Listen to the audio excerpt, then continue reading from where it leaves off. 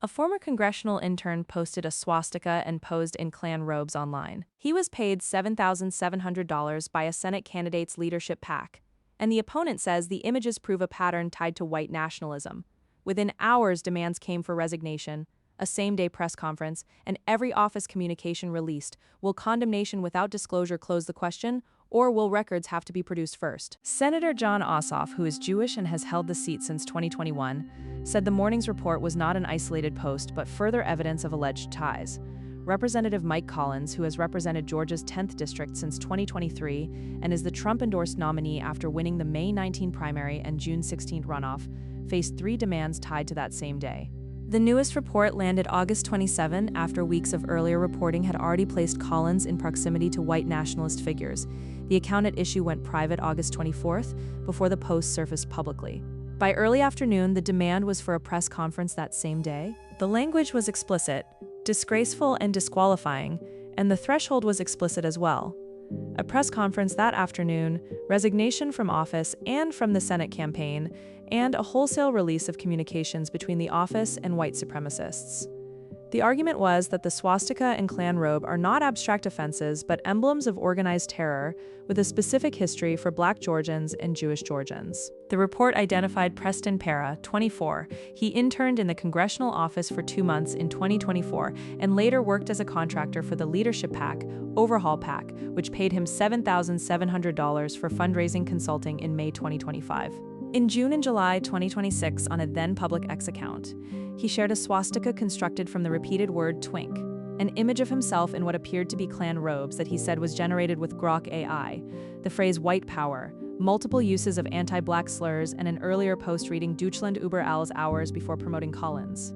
His consulting site quoted Collins praising his digital product. Parra called himself a twink fascist, described much of the content as satirical and provocative, denied being a white supremacist, citing his religion and Colombian father, but said, "I do think that the white race contributes more to the world," and said Collins was unaware of the private account.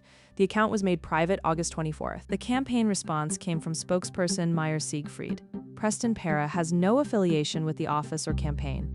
The posts are vile, completely unhinged, and Mike Collins unequivocally condemns them. A broader statement called anti-Semitism abhorrent and accused Ossoff of insufficiently condemning anti-Semitism on the left. Detailed questions about Parra and whether Collins stood by prior praise went unanswered. No personal statement from Collins and no press conference on August 27th appeared in same-day coverage. Talley was replaced as chief of staff in July 2026 by Andrew Eisenberger, the third chief in under a year. Another staffer, Phillips, had been let go in May over a vulgar post. The verification of whether the Klan image was AI-generated as claimed does not change the meaning of posting it for those citing it. The property question concentrates in Jackson, where the son-in-law is registered to vote at a Collins-owned house adjacent to the congressman's home, appears in family and campaign photos, and attended the primary victory party and produced videos for the trucking company. He has promoted Patriot Front, said there is nothing wrong with white nationalism, and posted anti-Semitic claims about institutional control. The response has been that he has no role in the campaign, the views are not shared, and racism and anti-Semitism are condemned, while questions about payments and work performed from the property remain unanswered. The stakes run beyond one office. The general election is November 3, with a possible runoff December 1st for control of a Senate now held 53-47 by Republicans. Averaging late August surveys, Ossoff leads about 50.7% to 43.2%, a 7.5-point margin. Internal Republican commentary already warned Collins has got a lot of fleas on him. The question for voters is whether paid staff, family presence on owned property, and senior staff outreach to organized white supremacists count as a personal tie, and whether condemnation without disclosure settles it. No press conference materialized August 27th, no resignation was tendered, and no release beyond the Slate-reviewed chat has occurred. Like and follow for more stories that matter.